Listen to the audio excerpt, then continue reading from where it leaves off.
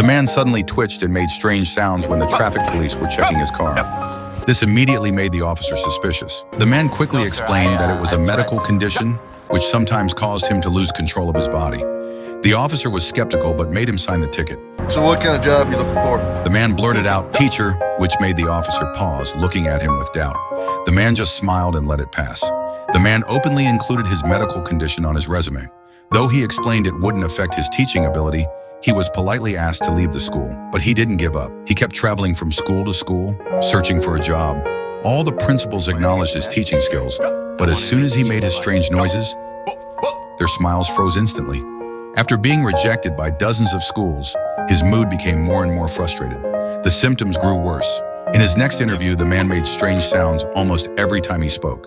This caused the principal to question his teaching ability. The man lost control and angrily demanded the principal carefully look at his resume.